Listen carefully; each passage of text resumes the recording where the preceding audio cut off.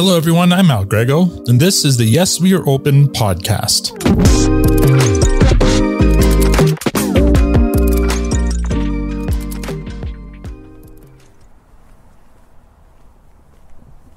Etobicoke, Ontario, a former city in Toronto's West End. Now part of the City of Toronto thanks to amalgamation in 1998. Etobicoke has a highly diversified population of just over 365,000, known for its lush green spaces, waterfront, and proximity to downtown Toronto. There's plenty to do in Etobicoke, from shopping at Sherway Gardens to watching the thoroughbreds at historic Woodbine Racetrack, to amusement parks, biking trails, not to mention a rich indigenous history in the area known as Old Mill. Full disclosure, Etobicoke is also the location of Moneris' head office. Today, I'm in North Etobicoke, at the Toronto Congress Centre. I was invited to attend a special event called Landscape Ontario Congress, Canada's largest trade show for landscape professionals. I have no idea what to expect, but the first thing that strikes me is the parking lot. Not only is it full, but I'd say it's filled by about 95% large pickup trucks. I can't begin to explain how odd this looks in the city, especially as I drive my tiny Kia Rio around these large vehicles in search of an available parking space.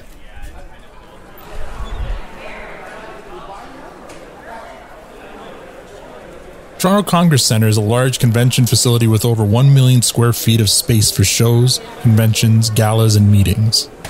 It's the largest facility of its kind in Canada and among the top 10 in North America. As I walk in and register for my badge, I can see why this show needs the space.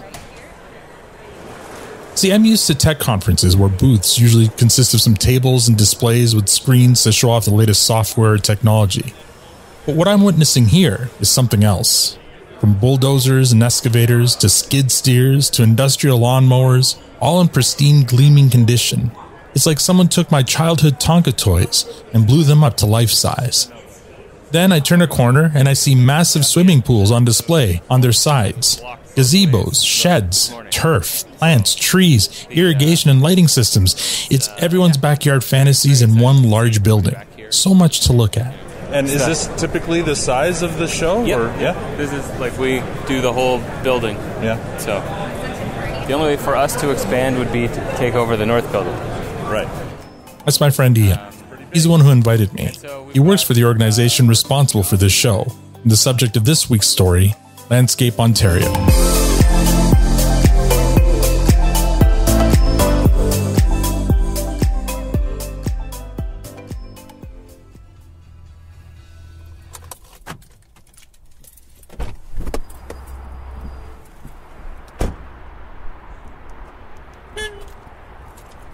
That show was back in January. It's April now, and I've arrived at the headquarters of Landscape Ontario in Milton, Ontario, right off the 401. It's a new building with an impressive large circular garden out front, as you might expect. As I walk into the building, I'm first greeted by a large, stunning, living wall featuring over 1,400 tropical plants. Hello. Good day, sir. How's it going? Good. How you doing? Then I'm greeted by Ian. Come on down. He leads me into the offices and introduces me to Joe. Hey. Hello. How you doing? Good. How are you doing, Joe? Doing really good. Good to see you again. Good to see you. Then Joe and I head upstairs and we settle in for our interview. Hey, my name's Joe Salemi. I'm the executive director here at Landscape Ontario. When did Landscape Ontario start? Way back. Like we're talking 1973 Okay. is when Landscape Ontario started.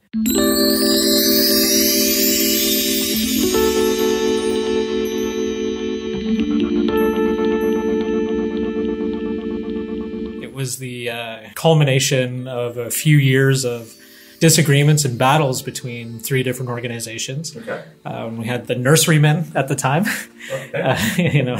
Maybe not the term we would use today, but that's the term they used back then. Uh-huh. The landscape contractors and the grounds management contractors association. And they all came together and said, we need a unified voice, and we need one association, not three, trying to achieve the goals of the industry. So they came together and they created the Landscape Ontario Horticultural Trades Association. Did all those three organizations merge, or was it a brand new organization? It was a merger, but they created a brand new organization out of that. Okay. All three were represented on the board of directors. They all had equal representation. And that is pretty well how the association is represented today. We just happen to have a whole lot more subsectors of just those three.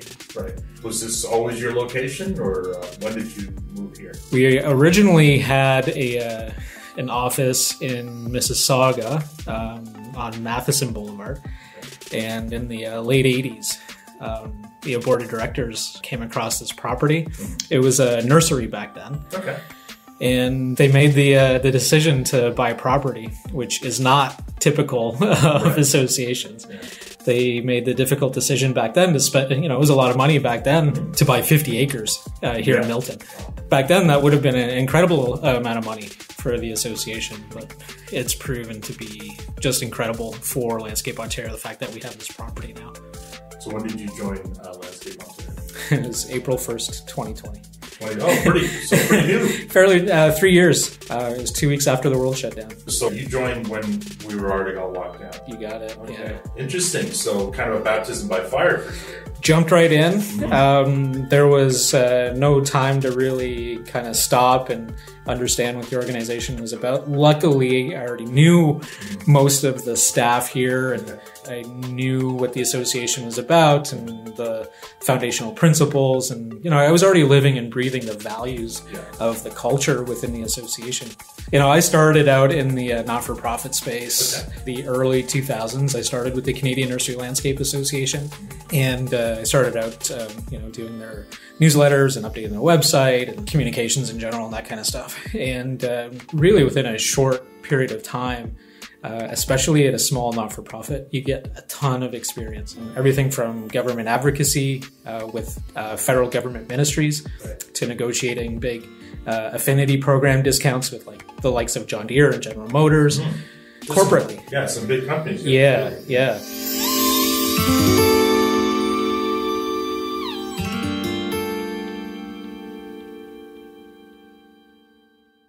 Hi, I'm Heather McRae, Director of Trade Shows and Events at Landscape Ontario. When did you join Landscape Ontario? I joined Landscape Ontario 11 years ago, 2012. So before you were here, what were you doing? So I started my career in the financial industry, and I had opportunity to join a show company that produced shows across Canada as a coordinator. And I took a leap of faith as a very junior, when I went in, mailing packages and working for salespeople. And I worked in an organization that there were a number of people looking to retire, and they were willing to teach. So I had on-the-job training, and they started to teach me about shows and planning of events. And I was there for 15 years. And then I moved over to an independent organization, Cottage Life. You might be familiar with the show and the magazine. And I ran their shows. And then I met a gentleman by the name of Tony, who's since retired. And he encouraged me to come over to the world of Landscape Ontario. So I've been here ever since. We're almost 3,400 member companies today. What types? Yeah, so we're covered across 10 occupational sectors, from landscape lighting to irrigation, grounds maintenance, turf management, which includes fertilization and pesticides, those kinds of things. We have the nurseries, we have independent garden centers, landscape contractors.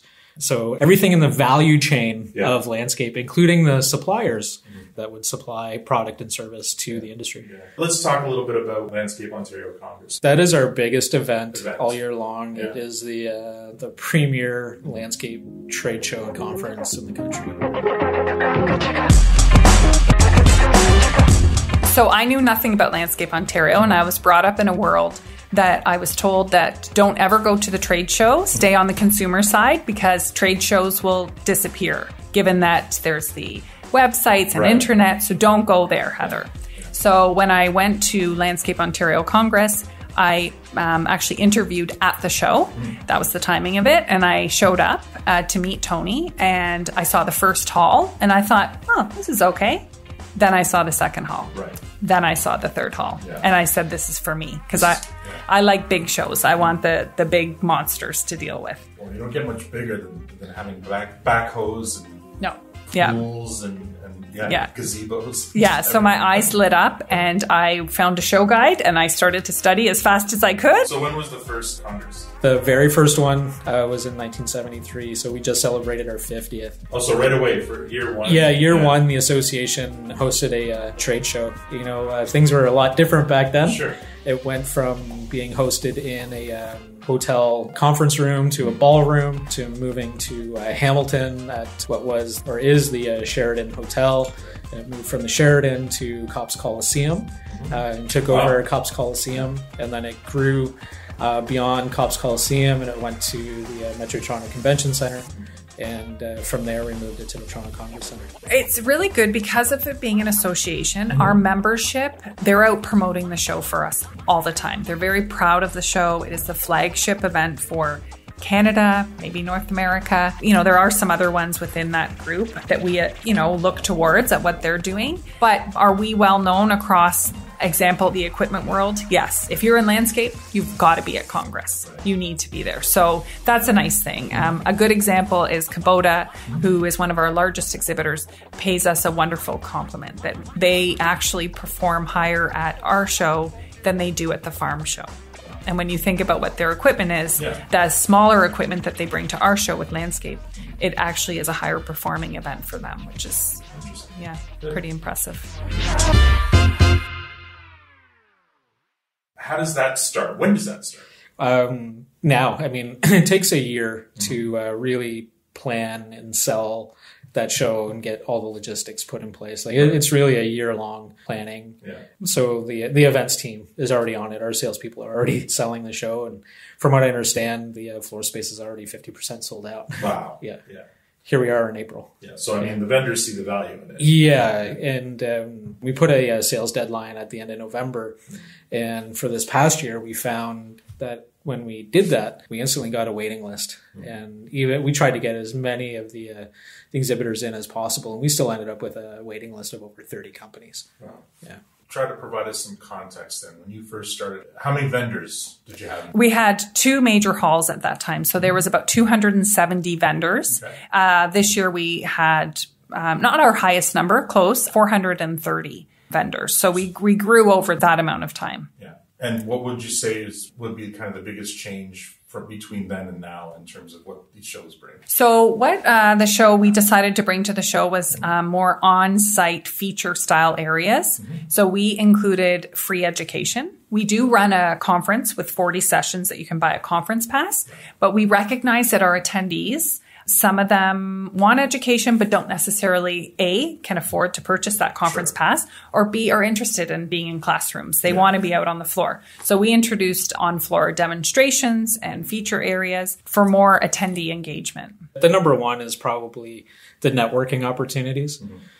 You know, over time, Landscape Ontario has evolved a community that's based on the foundation of sharing to exist for mutual benefit. And so the idea is that when we get in a room and, you have a bunch of contractors or nurseries that are talking, that they all share what they do. The one way that a contractor might be doing something could completely revolutionize the way that another company would do something. So it goes back to early days of Landscape Ontario when there was a volunteer that made every single meeting, no matter what. Mm-hmm. And when asked why, he said, in a room of 10 people, if I share one idea, I get 9 back. Right.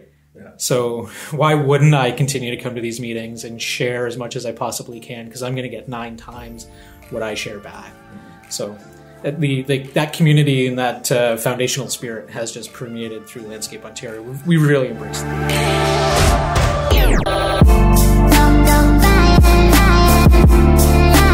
Up next, for 50 years, Landscape Ontario has served their member companies well. But what happens when their tentpole event, the Landscape Ontario Congress, can't take place? How will they continue? Stay tuned to find out.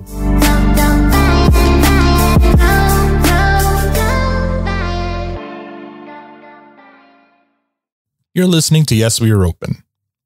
Landscape Ontario is a non-profit trade association that has been supporting horticultural professionals in the province of Ontario for the past 50 years, providing education, advocacy, and networking opportunities to its members. Their marquee event each year is the Landscape Ontario Congress, the largest such trade show in Canada. So what happens when the pandemic threatens to prevent the event from happening for 2 years in a row? Let's find out. What would have been the biggest struggle for Landscape Ontario? It sounds really odd to say and almost guilty in a way, but the pandemic was really good for landscape contractors and nurseries. There was historic demand for landscape and garden services. There just was. Yeah. People were spending time at home, working from home, and couldn't travel, so they would spend money on their yards.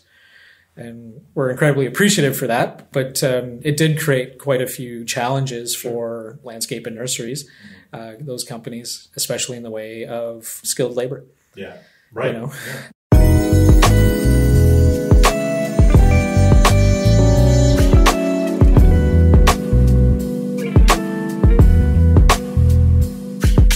There was an incredible amount of demand. And as a result of the pandemic, what we were finding is that older generations were retiring out. They were taking packages. And then there just wasn't the same infill of people coming in as there was leaving. And it created an incredible shortage. Like at a crisis level, we had a significant amount of companies that would call us and say they don't know what to do because they've got all this work booked out and contracted, but there was no way that they could possibly fulfill it because they just didn't have the amount of people. Right. For some positions on a crew, you could show up and there could be casual labor positions where, you don't need a heck of a lot of training, safety training for sure. But there are positions within a landscape company that take quite a bit of skill. Yeah. And there's a massive, massive shortage when it comes to those skilled positions in masonry, carpentry, machine operators, all those kinds of positions. Just a massive, massive shortage. And that's something that we continue to work on today. It hasn't gone away. Yeah.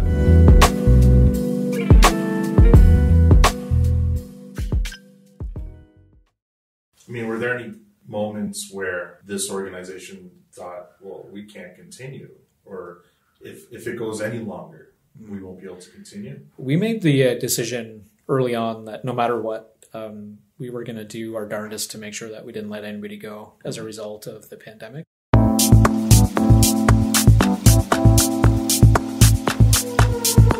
So you didn't lay anyone off? We didn't lay anyone off. And in fact, the first week that I started, we got quite a sizable grant from the Ministry of Labor through the Skills Development Fund to work on the skilled labor crisis that we were experiencing. As a result, we ended up hiring 11 people right away. And through the course of the pandemic, I was like the 21st staff person with Landscape Ontario. Yeah. Today, we're 44. So you basically doubled. Yeah. In the last couple of That's years. right. Yes. That's great. Yeah.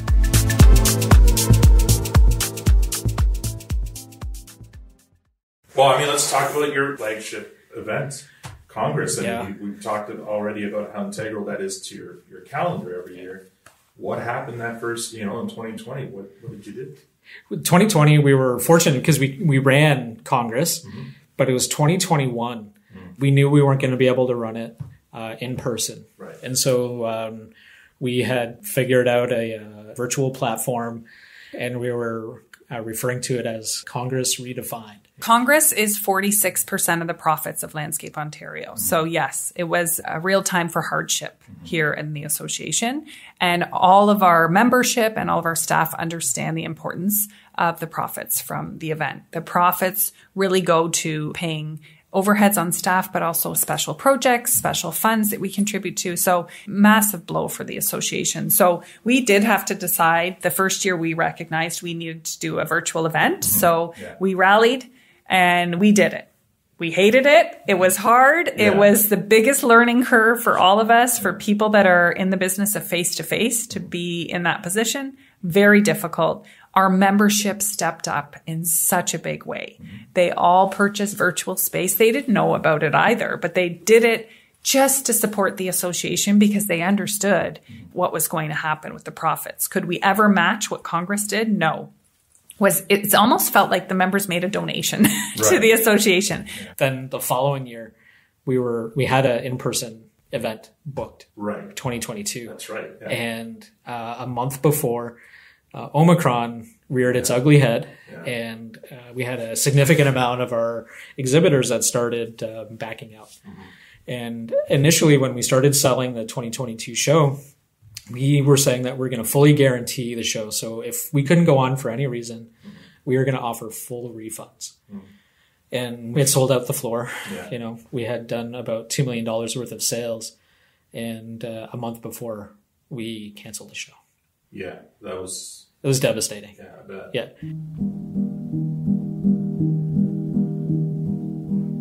We had a sold out show, wall to wall.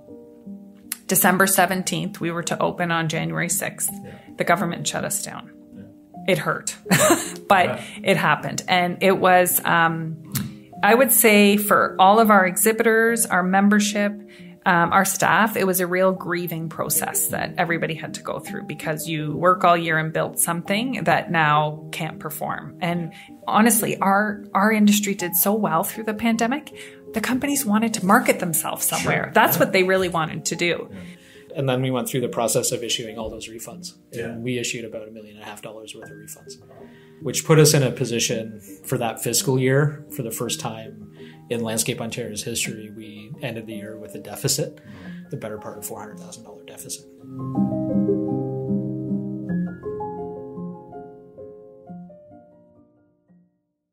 We're a large organization and everybody's involved in Congress, but we're a small team that really is responsible for it. And that team that I watched them put their heart and souls into it, that was the big heartbreak to see that happen, because any event planner just wants to see their event come to life. So that was a tough piece of it.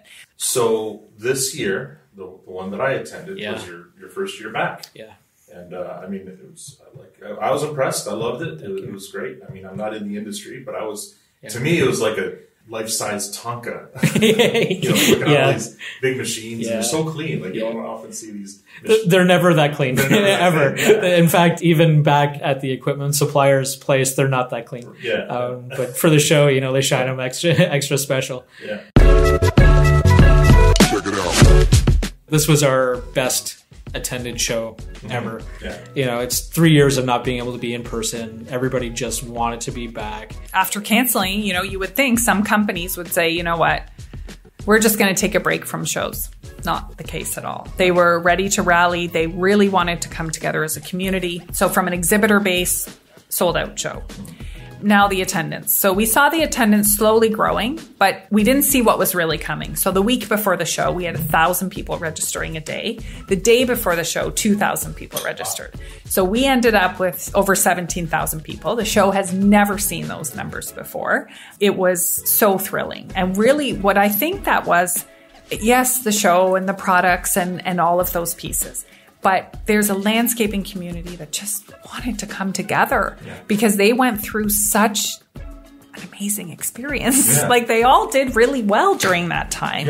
So they wanted to come together and they wanted to celebrate. And let's face it, they all made money during that period. Things have slowed down a little bit now, but during that time. So when they all came together, and from a staff perspective, volunteers perspective, a membership perspective, there was this whole sense of relief because of the 2 years of the profits that the association lost.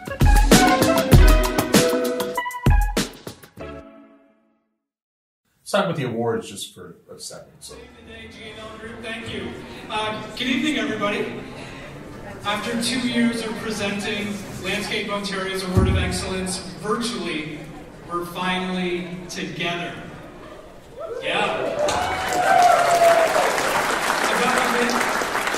I've been looking forward to sharing. It was quite the gala. It was really cool seeing all these videos of these amazing projects and stuff. Have there always been awards in the 50 years of the Congress? There hasn't always. I think they started about, I would say 30 years ago. And they started off very small, not what you saw this year. So it was a very small, maybe meeting room or maybe at a restaurant where they presented awards. And over the years, it has just grown and grown and grown. The Oscars for landscaping. And that's what we say, that it is the Oscars for landscaping. And something neat that came through the pandemic, we did that more as a video production. And there's a part of me, as much as I'm an in-person person, I like the video production because then we really capture it. And it was so professionally. We had people hanging from the rafters here. We had a Cirque du Soleil performer, that you can capture. And it was really, it was really neat. So that's a kind of a good thing that came out of the pandemic. We did bring it back in person this year because it's also a wonderful, as you saw, a networking piece that is in addition to the show.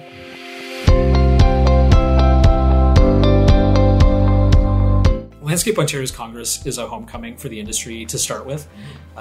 We look at our demographics of attendees, and they come from all over the country. We have a number of attendees from upstate New York that come.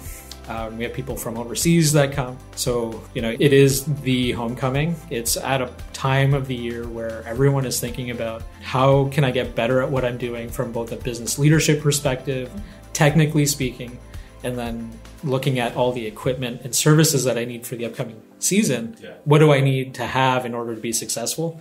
And this show is the launch pad for all of that.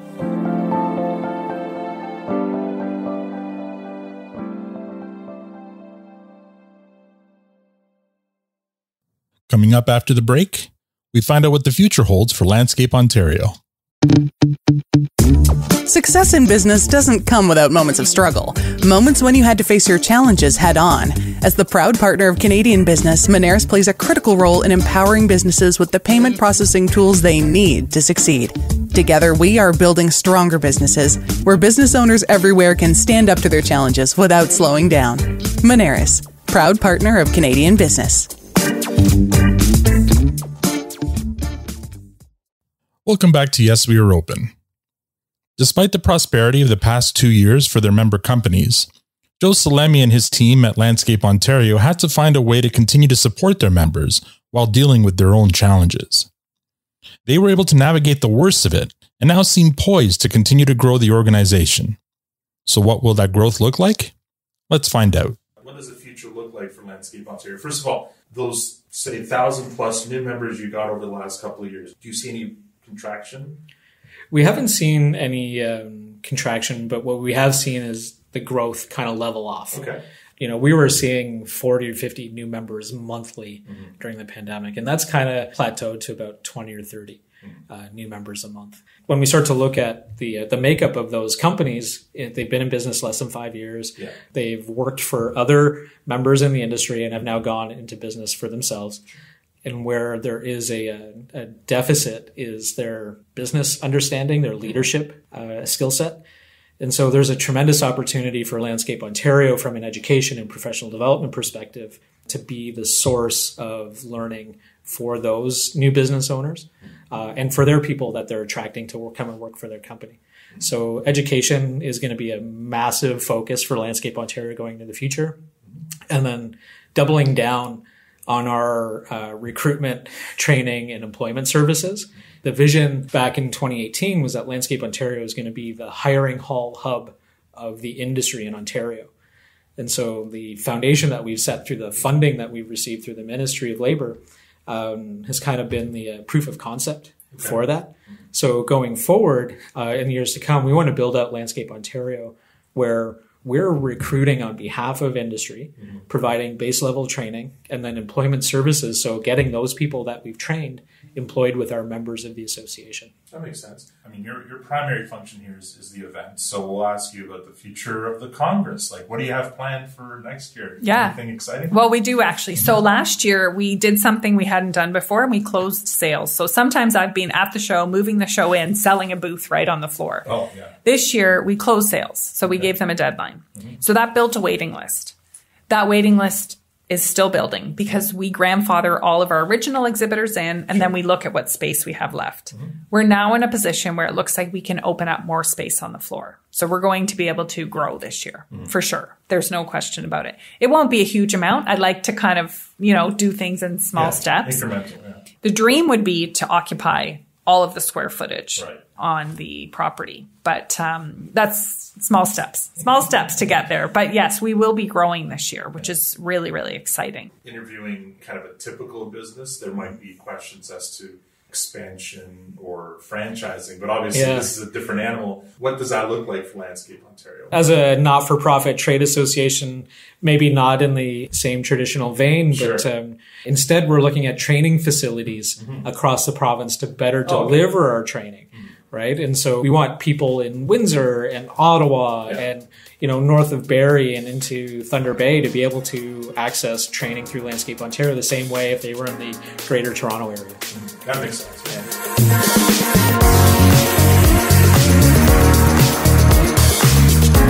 Our current provincial government, through the Ministry of Labour, Immigration, Training, Skills and Development, they've taken a massive drive towards enhancing the awareness and engagement of those getting into the skilled trades. And we've been able to leverage those opportunities. So Landscape Ontario is now leveraging almost $4 million a year in grants through that ministry. And quite honestly, without it, we wouldn't be able to do the work in workforce development, recruiting people and training them and getting them employed without those grants. We're averaging 300-400 people a year doing that. That's great, yeah. And it's very needed still, right? Oh, yeah, we haven't put a dent in that. If I had 20,000 people today, I could get them all working. Wow. When I say 11 years, it feels like 2 years. So that's a good sign.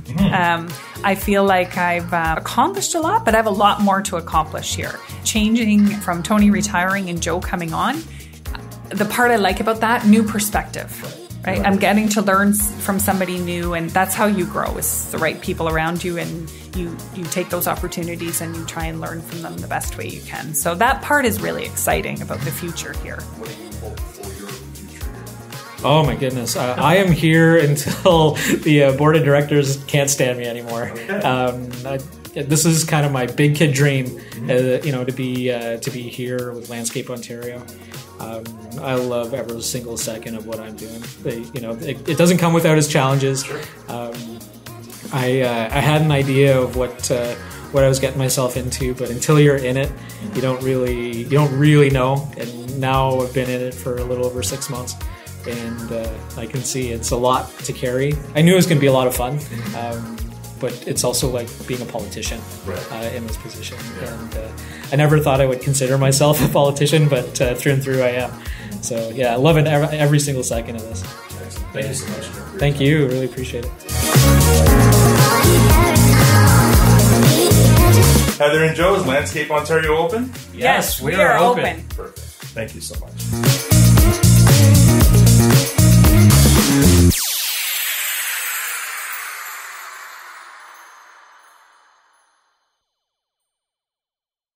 That's the story of Landscape Ontario. I remember a time when, as Heather mentioned, it was thought trade shows were going to be a thing of the past with the proliferation of the internet. It seems the opposite has happened. These shows have increased in number and in size. An entire industry has grown around them. I suppose we shouldn't be too surprised by this. The more connected we become, the more disconnected we feel, and the more we search for ways and reasons to gather in person. What I witnessed at the show this past January was an entire industry happy to be able to gather again, to connect, make deals, learn from each other, and yes, celebrate their successes together. There's still much work to do to regain all the talent and labor that was lost over the last few years, but I think Joe and his team are up for the task. After all, for an organization like Landscape Ontario to last half a century, it must be doing something right. It must have been built on a rock-solid foundation. The seeds of success must have been sown early, the path to performance paved in stone. See what I'm doing here?